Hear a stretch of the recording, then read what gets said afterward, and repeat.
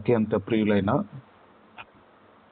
ఎల్షదాయి కాన్ఫరెన్స్ను అనుదినము నిర్విరామముగా నడిపిస్తున్న గొప్ప దైవజనులు రెవరెండ్ డాక్టర్ గిద్యోనయ్య గారికి, మార్కయ్య గారికి, నా తోటి దైవజనులకు, కాన్ఫరెన్సులో పరిశుద్ధులుగా ఉండుటకు పిలువబడిన మీ అందరికీ మన రక్షకుడు ప్రభువైన యేసుక్రీస్తు వారి అతి శ్రేష్టమైన ఉన్నతమైన నామములో ఈ ఉదయకాలపు శుభాభివందనాలు మీ అందరికీ తెలియజేస్తున్నాను.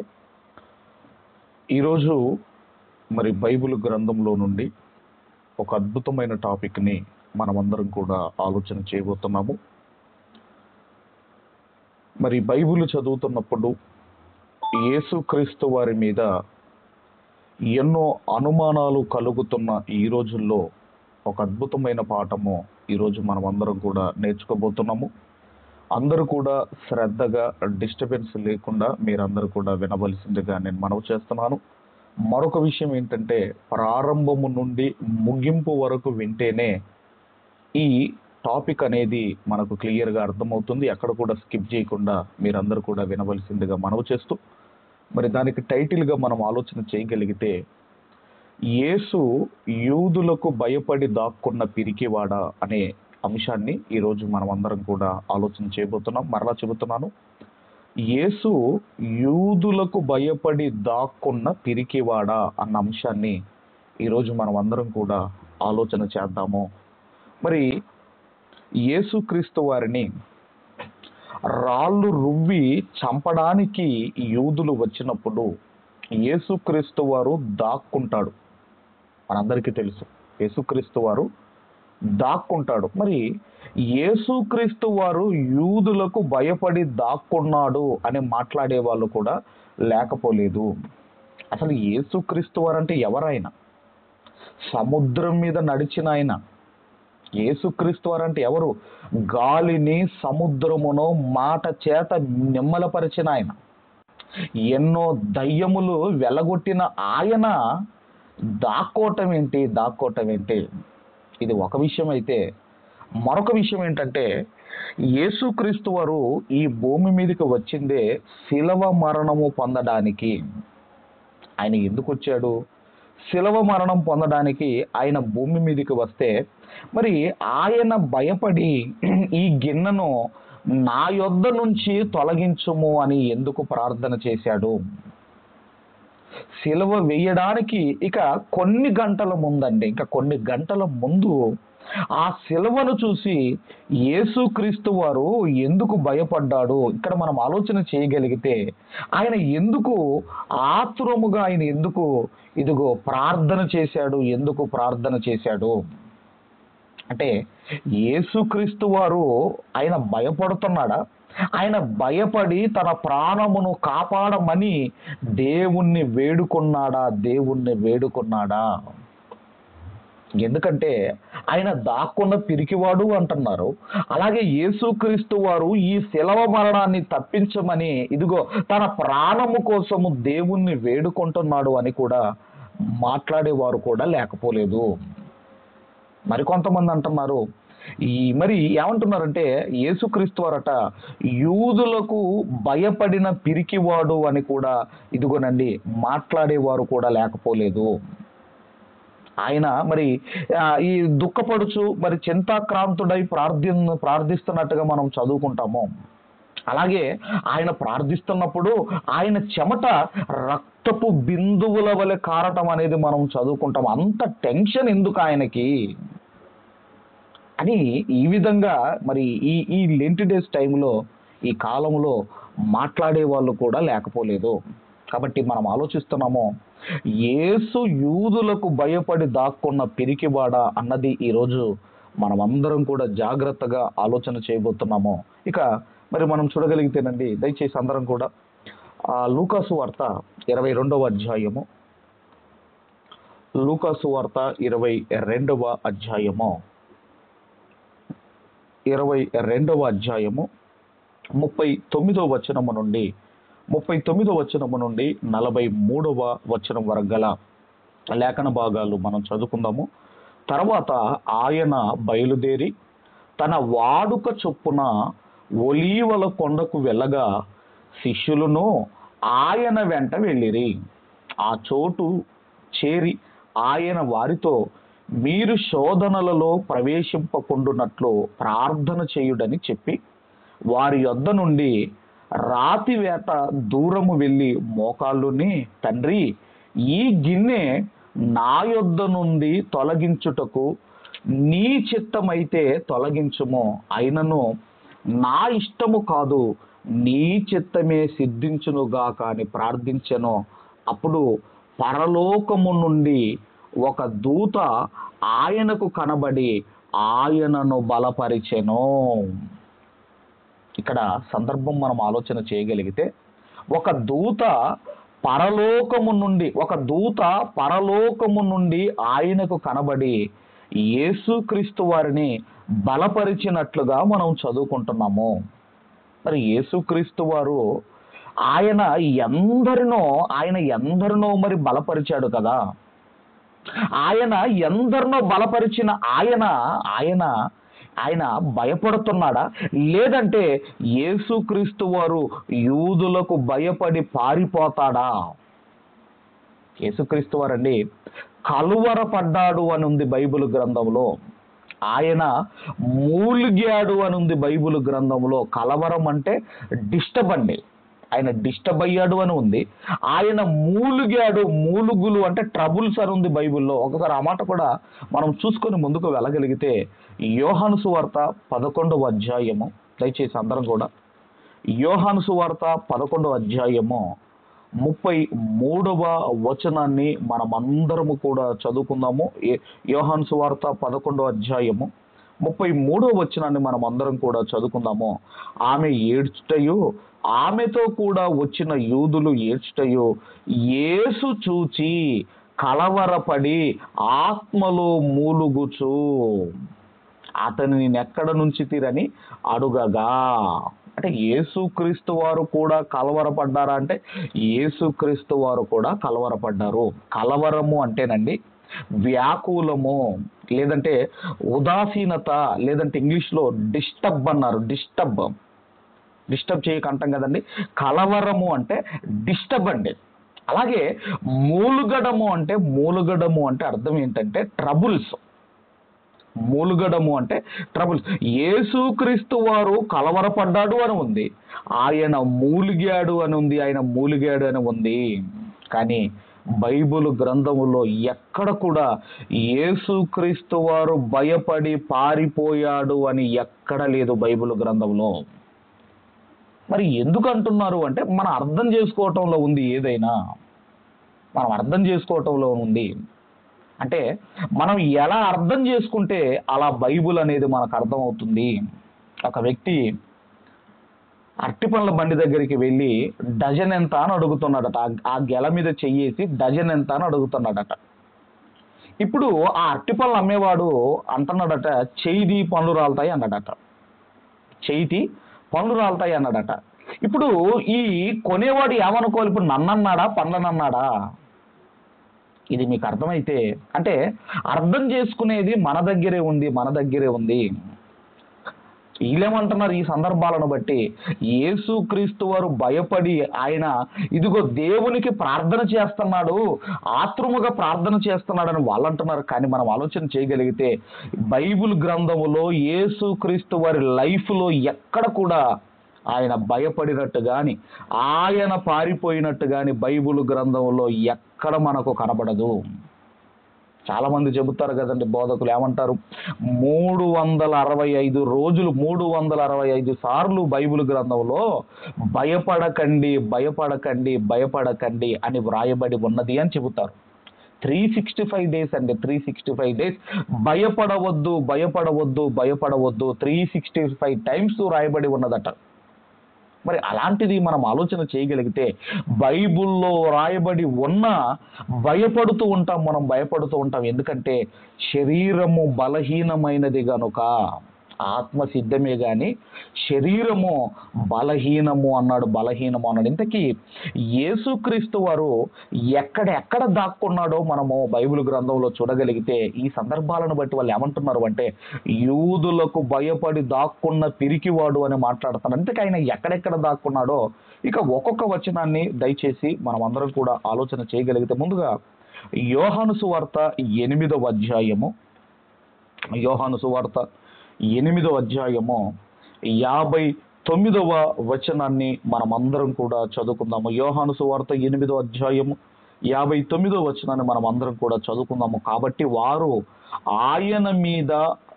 ఆయన మీద రువ్వుటకు రాళ్ళు ఎత్తిరి గాని యేసు దాగి దేవాలయములో నుండి బయటికి వెళ్ళెను. యేసు దాగి దేవాలయములో నుండి బయటికి వెళ్ళెను. ఇక్కడ సందర్భం ఏంటంటే, యేసుక్రీస్తు వారు పరలోక సంబంధమైన జ్ఞానము చెబుతుంటే యూదులు రాళ్ళు రువ్వాలి అని చేతబట్టుకున్నారటండి, రాళ్ళు చేతబట్టుకున్నారటండి. రాళ్ళు రువ్వవలనని ఎత్తిరి. మరి అదేంటండి, ఆ రాళ్లను యేసుక్రీస్తు వారు ఆగిపోమ్మంటే ఆగిపోతాయి కదా, ఆగిపోండి రాళ్ళు అంటే ఆగిపోతాయి కదా, మరి ఎందుకు అలా చెయ్యకుండా ఆయన యేసు దాగి దేవాలయము నుండి బయటికి వెళ్ళిపోయాను? అక్కడ దాగి దేవాలయములో నుండి బయటికి వెళ్ళాడట. ఎందుకు? యూదులు రాళ్ళు రువ్వాలని ఎత్తినప్పుడు ఇది ఒక సందర్భం అయితే, మరొక సందర్భం కూడా మీరు చూడగలిగితే దయచేసి అదే యోహాను సువార్త 12వ అధ్యాయము, యోహాను సువార్త 12వ అధ్యాయము 37వ వచనము మనమందరం కూడా చదువుకుందాం. 37వ వచనాన్ని మనమందరం కూడా చదువుకుందాము. యేసు ఈ మాటలు చెప్పి వెళ్ళి వారికి కనబడకుండా దాగి ఉండెను. ఆయన వారి ఎదుట ఎన్ని సూచక క్రియలు చేసినను వారాయన యందు విశ్వాసముంచరైరి. అంటే ఎన్ని అద్భుతాలు సూచనగా, అంటే వెంటనే ఎన్ని సూచనలు చేసినా వాళ్ళలో మార్పు రాలేదండి. ఆయన యందు విశ్వాసం ఉంచలేదటండి.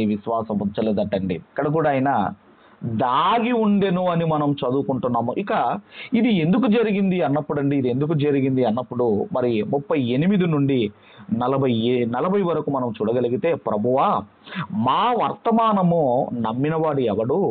ప్రభువు యొక్క బాహువు ఎవనికి బయలుపరచబడెను అని ప్రవక్త అయిన యెషయా చెప్పిన వాక్యము నెరవేరునట్లు ఇది జరిగెను. ఇందుచేత వారు నమ్మలేకపోయిరి. ఏలయనగా వారు కన్నులతో చూచి హృదయముతో గ్రహించి మనస్సు మార్చుకొని నా వలన స్వస్థపరచబడకుండునట్లు ఆయన వారి కన్నుల అంధత్వము కలుగజేసి వారి హృదయమును కఠినపరిచెను అని యెషయా మరొక చోట చెప్పెను. ఎక్కడ చెప్పాడు? యెషయా గ్రంథము 6వ అధ్యాయము 10వ వచనములో మనకు కనబడుతుంది. అంటే ఈ ప్రవచనం ఉంది. యేసుక్రీస్తు వారు అంటేనండి, యేసుక్రీస్తు వారు దయ్యములను వెలగొడుతున్నప్పుడు దేవుని కుమారుడా మాతో నీకేం పని అని కేకలు వేశాయి. మన మత్తయి సువార్త 8:29లో కానివ్వండి, మార్క్స్ వార్త 5:7లో కానివ్వండి, లూకాసు వార్త 8:28లో కానివ్వండి, దేవుని కుమారుడా అని దయ్యములు కేకలు వేశాయి. అలాగే యేసుక్రీస్తు వారు పిలాతు ఎదుట ఎలా ఉన్నాడు అన్నప్పుడు ఆయన మౌనముగా ఉన్నాడు. యోహాను సువార్త 19వ అధ్యాయం 9-10 వచనాలలో ఆయన ఉత్తరం ఏమీ ఇవ్వలేదు అని మనం చదువుకుంటాము. అలాగే పిలాతు భార్య కూడా పిలాతుకు ఇన్ఫర్మేషన్ పంపించింది, ఆ నీతిమంతుని జోలికే వెళ్ళవద్దు అని. అంటే యేసుక్రీస్తు వారికి సిలువ వెయ్యాలి అంటే పరలోకములో నుండి పర్మిషన్ రావాలి. ఇక్కడ చెప్పబడిన సందర్భాల్లో 2 సందర్భాలలో యేసుక్రీస్తు వారు దాగి ఉన్నట్లుగా మనము చదువుకుంటున్నాము, దాగి ఉన్నట్లుగా మనం చదువుకుంటున్నాము. అయితే యేసుక్రీస్తు వారు దాక్కోవటంలో ఆంతర్యం ఏమిటి? ఆయన ఎందుకు దాక్కున్నాడు? యూదులకు భయపడి ఇదిగో ఆయన దాక్కున్నాడా? ఆయన ఏమైనా పిరికివాడా? ఆయన దాక్కోవటంలో ఆంతర్యం ఏమిటి? దాని వెనకాల ఉన్న ఆ రహస్యం ఏంటి? ఆ రహస్యం ఏంటి? ఎందుకు ఆయన దాక్కున్నాడు? ఎందుకు ఆయన దాక్కున్నాడు అన్నప్పుడండి, బైబిల్ మనం చదివినప్పుడు ఆయన ఎందుకు దాక్కున్నాడో మనకు క్లియర్గా మనకు అర్థమవుతుంది. మరి ఎందుకండి ఆయన దాక్కున్నాడు? ఇక్కడ ఒక సందర్భంలో దాక్కున్నాడు, ఇంతకుముందు 8వ అధ్యాయంలో అక్కడ దేవాలయంలో రాళ్ళు ఎత్తినప్పుడు అక్కడ దాక్కున్నాడు. ఎందుకు దాక్కున్నాడు ఆయన? ఎందుకు దాక్కున్నాడు? ఇక్కడ ఏమైతే ఇప్పుడు మనం చదివిన దగ్గర ఇక్కడ ప్రవచనం మనకు కనబడుతుంది. యెషయా గ్రంథం 53:1 కానివ్వండి, యెషయా గ్రంథం 6వ అధ్యాయం 10వ వచనంలో కానివ్వండి, ఇక్కడ ప్రవచనం మనకు కనబడుతుంది. అందుకేనండి యేసు ఈ మాటలు చెప్పి వెళ్ళి వారి కనబడకుండా దాగి ఉండెను. ఎందుకు దాక్కున్నాడు అంటే, ఆయన వారి ఎదుట ఎన్ని సూచక్రియలు చేసినాను వారు ఆయన యందు విశ్వాసముంచరైరి. ఎందుకు ఆయన దాక్కోవలసిన పరిస్థితి ఎందుకు వచ్చింది? ఆయన భయపడి దాక్కున్న పిరికివాడు అంటే అసలు ఎందుకు దాక్కున్నాడో ఇక మనం ఆలోచన చేయగలిగితే, దయచేసి మత్తయి సువార్త 16వ అధ్యాయము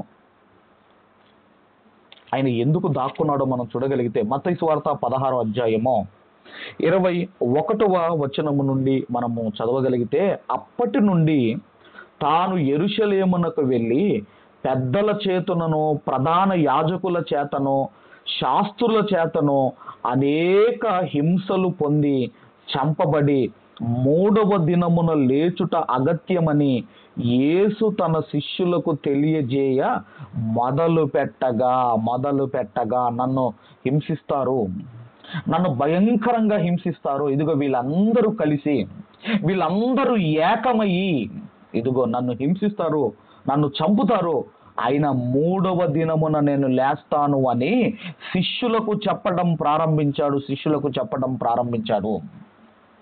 ఆ తర్వాత మనం చూడగలిగితే మత్తయి సువార్త 26వ అధ్యాయము, మత్తయి సువార్త 26వ అధ్యాయము దయచేసి 2వ వచనాన్ని మనం అందరం చదవగలిగితే, 2 దినములైన పిమ్మట పస్కా పండుగ వచ్చుననియు అప్పుడు మనుష్య కుమారుడు సిలువ వేయబడుటకై అప్పగింపబడును అనియు మీకు తెలియనని చెప్పాను.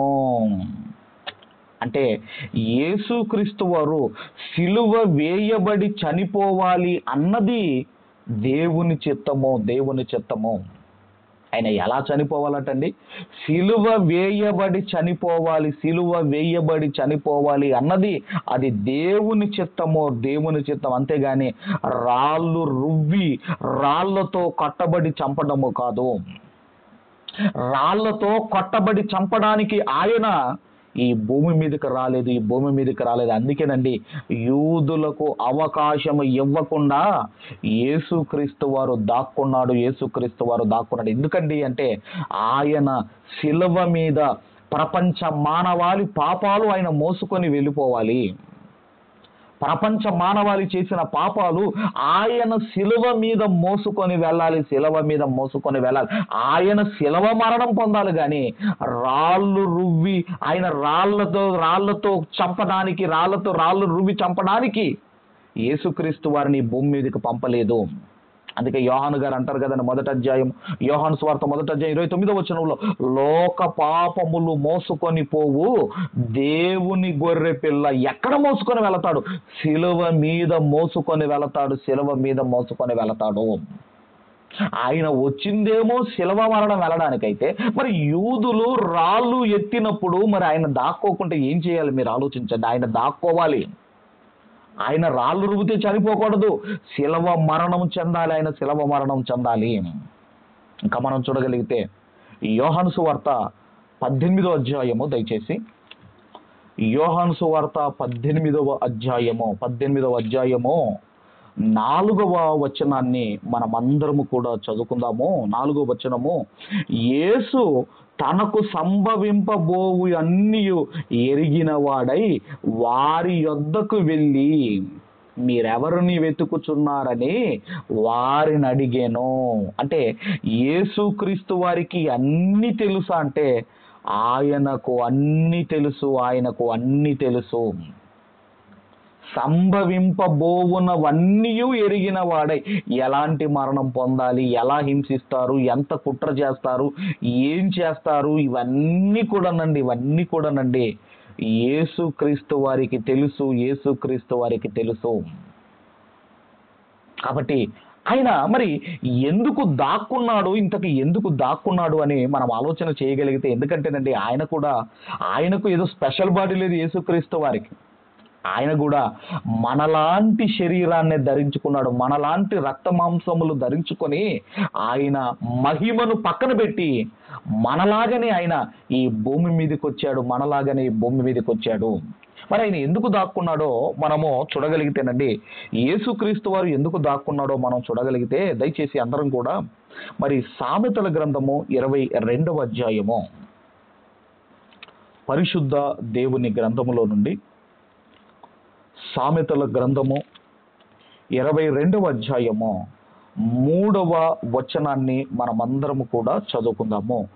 బుద్ధిమంతుడు అపాయము వచ్చుట చూచి దాగును, జ్ఞానము లేని వారు యోచింపక ఆపదలో పడుదురు. అంటే బుద్ధిమంతుడైతే అపాయము వచ్చుట చూచి దాగును. బుద్ధిమంతుడైతే దాక్కుంటాడు, తర్వాత జ్ఞానము లేని వారు యోచింపక ఆపదలో పడతారు అని ఉంది. అలాగే 12వ అధ్యాయం సామెతల గ్రంథం 12వ అధ్యాయం 13వ వచనాన్ని కూడా మనం చదవగలిగితే, 12వ అధ్యాయము దయచేసి సామెతల గ్రంథం 12వ అధ్యాయం 13వ వచనాన్ని మనం చదవగలిగితే, 13వ వచనం మనం చదవగలిగితే, పెదవుల వలని దోషము అపాయకరమైన ఉరి, నీతిమంతుడు ఆపదను తప్పించుకొనును.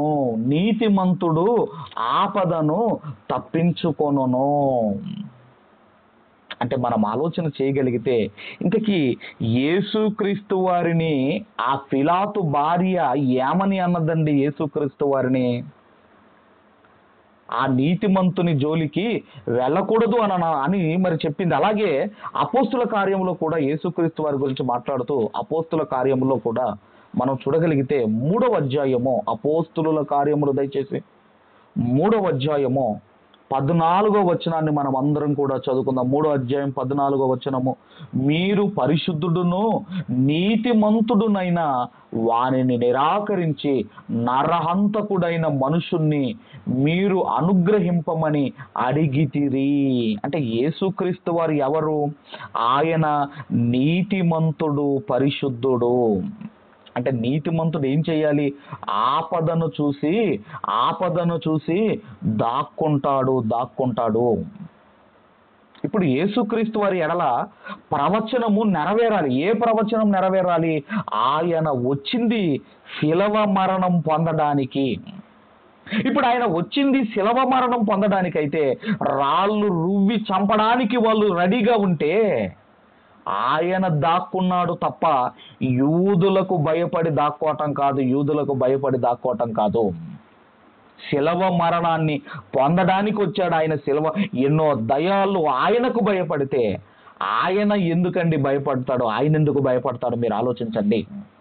కాబట్టి మనం ఆలోచన చేయగలిగితే, శిలవ మరణానికి పొందడానికి వచ్చిన ఆయన రాళ్ళు రువ్వడానికి చూస్తున్నప్పుడు ఆయన వెళ్ళి దాక్కున్నాడు తప్ప భయపడి దాక్కోవటం కాదు. ఎందుకంటే ప్రవచనము నెరవేర్పు జరగాలి. మరి ఆయన ఎందుకు సిలువలో ఇక కొన్ని గంటలలో సెలవు వేస్తారు అన్న టైంలో ఎందుకు ఆయన దేవుణ్ణి వేడుకున్నాడు? ప్రాణమును కాపాడమని దేవుణ్ణి వేడుకున్నాడా అని మనం చూడగలిగితేనండి, మరి దయచేసి అందరం కూడా మరి మత్తయి సువార్త దయచేసి 26వ అధ్యాయం త్వరగా మత్తయి సువార్త 26వ అధ్యాయము 41 నుంచి మనం అందరం కూడా చదవగలిగితే, 41 నుంచి, మీరు శోధనలో ప్రవేశింపకుండునట్లు మెలకువగా ఉండి ప్రార్థన చేయుడి, ఆత్మసిద్ధమే గాని శరీరము బలహీనమని పేతురుతో చెప్పి మరలా 2వ మారు వెళ్ళి, నా తండ్రి, నేను దీనిని త్రాగితేనే గాని ఇది నా యొద్ద నుండి తొలగిపోవుట అసాధ్యము కాని ఎడల నీ చిత్తమే సిద్ధించునుగాక అని ప్రార్థించి తిరిగి వచ్చి వారు మరలా నిద్రించుటకు చూచెను, ఏలయనగా వారి కన్నులు భారముగా ఉండెను. ఆయన వారిని మరలా విడిచి వెళ్ళి ఆ మాటలే చెప్పుచు మూడవ మారు ప్రార్థన చేసెను. మూడవ మారు ప్రార్థన చేసెను. ముమ్మారు దేవునికి ప్రార్థన చేశాడు. బైబిల్ గ్రంథంలో పేతురు గారు పౌలు గారు కూడా తన శరీరములో ఉంచబడిన ముళ్ళు కొరకు అది తొలగించమని మరి పౌలు గారు కూడా ముమ్మారు దేవుణ్ణి వేడుకుంటాడు. 2 కొరింథీ పత్రిక 12వ అధ్యాయం 8వ వచనంలో ఆయన కూడా ముమ్మారు దేవుణ్ణి వేడుకుంటాడు. ఇక్కడ కూడా యేసుక్రీస్తు వారు 3 సార్లు దేవునికి ప్రార్థన చేశాడు. అప్పుడు ఏం జరిగింది అన్నప్పుడండి, లూకాసు వార్త 22వ అధ్యాయము 43వ వచనాన్ని మనం చదవగలిగితే, లూకాసు వార్త 22వ అధ్యాయము 43వ వచనాన్ని దయచేసి మనం చదవగలిగితే, అప్పుడు పరలోకము నుండి ఒక దూత ఆయనకు కనబడి ఆయనను బలపరిచెను. ఎందుకు ఆయనను బలపరిచింది అని మనం ఆలోచన చేయగలిగితే, ఇక్కడ మనము చూడగలిగితేనండి, యేసుక్రీస్తు వారు భయపడటం కాదండి, ఆయన బలహీనముగా ఉన్నాడు. ఆయన మరి భయంకరమైన శిలవ మరణాన్ని పొందబోచున్నాడు ఆయన. కాబట్టి ఆయన శరీరము బలహీనముగా ఉన్నది గనక పరలోకములో నుండి ఒక దూత వచ్చి ఆయన శరీరమును బలపరిచెను అని మనం చదువుకుంటున్నాం. 44వ వచనంలో కూడా ఆయన వేదన పడి మరింత ఆతురముగా ప్రార్థన చేయగా ఆయన చెమట నేలన పడుచున్న గొప్ప రక్తపు బిందువుల వలె ఆయనో. అంత ఆతురముగా ఆయన అంత ఫాస్ట్గా ఆయన ఎందుకు ప్రార్థన చేస్తున్నాడు? అంత తొందరపడవలసిన అవసరం ఏముంది ఎందుకంటేనండి అదే అధ్యాయము లూకాసు వార్త 22వ అధ్యాయము 37వ వచనాన్ని మనం అందరం కూడా చదవగలిగితే, 37వ వచనాన్ని మనం చదవగలిగితే, ఆయన అక్రమకారులలో ఒకడిగా ఎంచబడెను అని వ్రాయబడిన మాట నా యందు నెరవేరవలసి ఉన్నది. ఏలయనగా నన్ను గూర్చిన సంగతి సమాప్తం అవుచున్నదని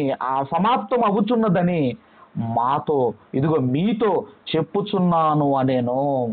అంటే యేసుక్రీస్తు వారి గురించి వ్రాయబడినవన్నీ కూడా నెరవేరుతున్నాయి, కంప్లీట్ అవుతున్నాయి. ఏదైతే దేవుడు స్క్రిప్ట్ ఆయన గురించి వ్రాయబడిందో అవి ఎండ్ అవుతున్నాయి గనక ఆతురముగా యేసుక్రీస్తు వారు ప్రార్థన చేశాడు. ఇంకా మనం చూడగలిగితే యోహాను సువార్త త్వరగా 13వ అధ్యాయము, యోహాను సువార్త దయచేసి 13వ అధ్యాయము 24వ వచనము నుండి మనం చదవగలిగితే, గనుక ఎవరిని గూర్చి ఆయన చెప్పెనో అది తమకు చెప్పమని సీమోను పేతురు అతనికి సైగ చేసెను. తర్వాత 27, 28 కూడా మనం చదవగలిగితే, వాడు ఆ ముక్క పుచ్చుకొనగానే సాతాను వాడిలో ప్రవేశించెను. యేసు నీవు చేయుచున్నది త్వరగా చెయ్యమని వానితో చెప్పగా ఎందుకు అన్నాడో ఆ రోజు శిష్యులకు తెలియదండి. నీవు చేయుచున్నది త్వరగా చేయమని ఎందుకు చెప్పాడు అంటే, ఆయన గురించి వ్రాయబడినవి ఇదిగో నెరవేరుతున్నాయి, కంప్లీట్ అవుతున్నాయి. కాబట్టి యేసుక్రీస్తు వారు ఆయన యూదులకు భయపడి దాక్కున్న పిరికివాడు కాదండి. ఆయన గురించిన ప్రవచనము ఏదైతే ఉన్నదో ఆ ప్రవచన నెరవేర్పు కొరకు ఆయన ఇదిగోనండి దాక్కున్నాడు తప్ప ఆయన భయపడి దాక్కోలేదు. ఆయన వచ్చిందే శిలవ మరణం పొందడానికైతే మరి రాళ్ళు రువ్వి ఎలా చనిపోవాలి మీరు ఆలోచించండి. అందుకే ఆయన దాక్కున్నాడు. ఆయన ఎంత ధైర్యం ఉన్నదంటే యేసుక్రీస్తు వారికి మరి మనం అందరం కూడా చూడగలిగితే, అపోస్తులైన పౌలు గారు తిమోతి గారికి రాసిన పత్రిక, మొదటి పత్రిక, అపోస్తులైన పౌలు గారు తిమోతి గారికి రాసిన మొదటి పత్రిక దయచేసి 6వ అధ్యాయము 13వ వచనాన్ని మనం అందరం కూడా చదువుకుందాం. 13వ వచనం మనం అందరం కూడా చదువుకుందాము. సమస్తమునకును జీవాధారకుడైన దేవుని ఎదుటను పొంతి పిలాతు నొద్ద ధైర్యముగా ఒప్పుకొని సాక్ష్యమిచ్చిన క్రీస్తు యేసు ఎదుటను ధైర్యముగా ధైర్యముగా ధైర్యముగా పిలాతు దగ్గర సాక్ష్యము చెప్పాడు యేసుక్రీస్తు. నువ్వు రాజు అంటే నేను రాజును అన్నాడు. నేను రాజునే అన్నాడు. నేను రాజునే అన్నాడు. పిలాతు గవర్నర్ అయితే ఎవరికి గొప్పండి, ఎవరికి గొప్పండి? కాబట్టి నువ్వు రాజు అంటే నేను రాజునే అని ధైర్యంగా చెప్పాడటండి. భయపడలేదండి ఆయన, భయపడలేదండి ఆయన.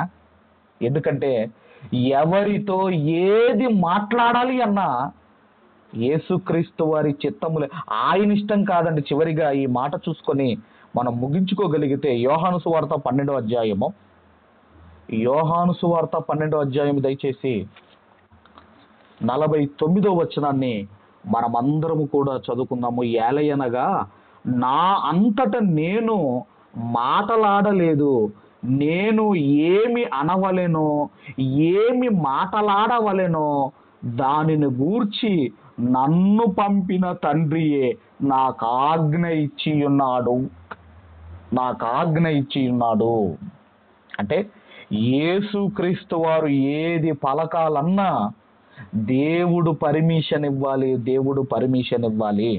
ఆయనంతటా ఆయన ఏమి మాట్లాడడానికి లేదండి, ఏమీ మాట్లాడడానికి లేదు. కాబట్టి ఆయన వచ్చిందే శిలవ మరణం పొందడానికి. ఈ గిన్నె నా యొద్ద నుంచి తీసేయమంటే ఆయన ముందు ఏదో గిన్నెలు డేకిషలు ఉన్నాయని కాదండి. ఆయన వచ్చిందే శిలవ మరణం పొందడానికి, శిలవ మరణం పొందడానికి. ఎందుకంటే ఆయన బలహీనముగా ఉన్నాడు, ఆయన శరీరం బలహీనముగా ఉన్నది, భయంకరమైన శిలవ మరణం పొందబోతున్నాడు గనక ఇదిగోనండి పరలోకములో నుండి ఒక దూత వచ్చి ఆయనను బలపరిచింది. అంతేగాని ఆయన ఇదిగోనండి శిలవ మరణం పొందవలసిన ఆయన యూదులు రాళ్ళు మరి ఎత్తి చంపాలని చూసినప్పుడు ఆయన వెళ్ళి దాక్కున్నాడు తప్ప యూదులకు భయపడి కాదు, యూదులకు భయపడి కాదు. కాబట్టి ఆయన ధైర్యముగా పొంతి పిలాతు ముందు సమాధానము చెప్పినవాడు. అంతేగాని యేసుక్రీస్తు వారు భయపడలేదు. అందుకే అపాయం వచ్చుట చూచి బుద్ధిమంతుడు దాగి ఉండును అని మనం చదువుకుంటున్నాము. కాబట్టి ఇప్పుడు మనకు అర్థమైంది. ఈరోజు రకరకాలుగా మాట్లాడుతున్నారు. కాబట్టి మనం బైబిల్ను, లేఖనాలను సరిగ్గా మనం అర్థం చేసుకోవాలి. యేసుక్రీస్తు వారు భయపడి దాక్కోలేదు, శిలవ మరణం పొందాలి గనక ఆయన వెళ్ళి దాక్కున్నాడు. దేవుడి మాటలు మన హృదయాలలో ఫలింపజేయును గాక. ఆమేన్, ఆమేన్.